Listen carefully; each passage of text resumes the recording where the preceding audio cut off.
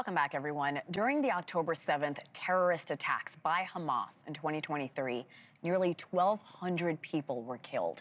251 were taken hostage.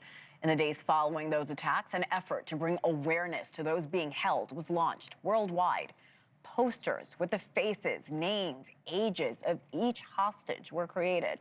Across the top, the word kidnapped, plastered throughout New York City and other major areas, both here and abroad. The posters sparked dramatic confrontations from those on opposite ends of the Israeli-Palestinian debate. That flashpoint documented and chronicled in this new film, Torn. I was putting the posters up in Washington Square Park. And as I'm walking there, I saw these two women walk past me and kind of give me a face. Hey, what are you doing? What are you doing? Taking a stone. You're taking the... that is my cousin. Girl. That is my cousin. Girl. Do you want her to die? Do you care about her? Her life? She's in the hands of terrorists right now. Seeing it in live, in real time, it's a feeling that I can't really describe, an anger that I've never even felt before in my life against another human being. Nim Shapira is the director of this film. We're so excited to say he's joining us now. Nim, thank you so much. Thank you so much. You showed us that clip. I want to start with, why do you think these posters became such a divisive issue in our country? So these posters are symbols. They're symbols of a narrative. And I always remind people that on October 7, 251 hostages from over 40 nationalities, Hindus and Buddhists and Christians and Muslims and Jews were kidnapped. And this was a time for the world to unite, but those symbols of the kidnapped hostages were seen as a grief, like people wanted to express their grief, and other people wanted to erase that grief or saw it as propaganda. So for those people who may not know as much about this and say, this is just a piece of paper, what would you say to them?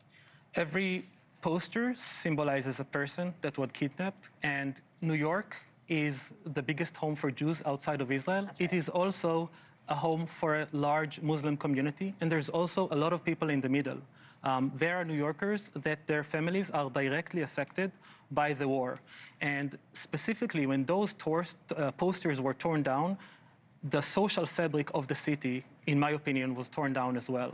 People were uninvited from weddings, unfollowed people on Instagram, people stopped talking to each other, students ostracized. And we have the privilege of not having missiles and rockets above our heads. We're thousands of miles away from the conflict, from the war, and at least the least we can do is sit down and talk to each other. We don't have to agree on everything, but we need to listen to each other's narratives. You began this documentary right after October 7th, right after the 251 people were taken hostage.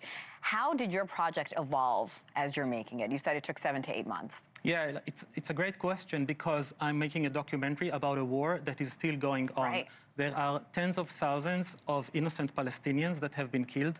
There are thousands of Israelis that have been killed. There are still 48 hostages held captive in Gaza. It's been 700 days this week. I can't believe it. And New York is my home, Israel is my home, and you know, it's how can we accept that multiple things can be true at the same time? What I wanted to do with the film is mostly ask questions, mostly provoke people's minds. When people see the film and say, I agreed with this, but I didn't agree with this, I say, great, I did my job. Like, that's exactly what I wanted to do. And I want to remind people that people are not their governments, and between the river and the sea, there's two peoples, there's enough space, and no one is going anywhere. Especially when you think about the similarities between the two religions. The artists who created the posters, you talk to them in your film, and they first thought when they made these posters, this really isn't going to accomplish anything. What happened, or what are they thinking as they saw it become not only a divisive issue, but it brought a lot of people together as well? So that's a very important question, because we are, again, 100 weekends after the war, and the war is still not over. So did the poster really matter? The posters did reach decision makers. It did reach the Pope. It did reach Prime Minister and presidents. We need brave leaders to act. But exactly what you said. Like, it built communities. People made new friendships because people felt very much alone. And even for me, when seeing a poster on the street of New York, it felt like someone is seeing me, someone is seeing my pain. I could have been hostage as well 2 years ago. You know, it's so important because these conversations happen, and you're right, some people are brought together, they're closer, they make friends talking about it, and some people, you brought this up too, they stop talking altogether. How do you find common ground with a topic like Israel and Palestine that is just so complicated? It's very complicated. You don't have to be pro-Israeli or pro-Palestinian, you have to be pro-human. There are things that we can agree on, we just need to sit down. Like, I think 300 years ago, Voltaire said, I disagree completely with what you say, but I will fight death for you to say what it is. And we're in America, freedom of speech is holy here, and the film is not only about what's happening in the public space, it's also about online. It's conversations, it's cancel culture, it's doxing. So that's everything that the film touches on, following those New Yorkers that do have skin in the game, and zigzagging between those 3 months between the posters when they first came up to the first hostage deal. And this is a moment to remind that diplomacy is the only way to get the hostages out and end the war. Nim, you're an Israeli American. You've lived in New York City for over a decade. What do you make of what's happening in the Middle East now?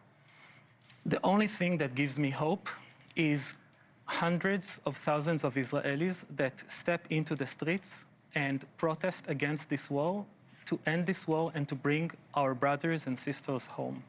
And again, I'm here thousands of miles away. I want to change the narrative here in the streets here. That is what is important for me. And again, like, multiple things can be true. I want people to ask more questions. And yeah, there's a joke about a rabbi, and someone's asking him, why do Jews always answer a question with a question? And the rabbi says, why not? So that's exactly what I try to do. Well, like I mentioned, I saw your trailer. I was blown away. I can't wait to watch this film. And you're saying if people want to watch it, how do they do that? Starts this Friday, September 5th, in New York, and next week in LA, and all across the country soon. All right, Torn, the Israel-Palestine Poster War on New York City streets hits select theaters this Friday, like Nim just mentioned, September 5th.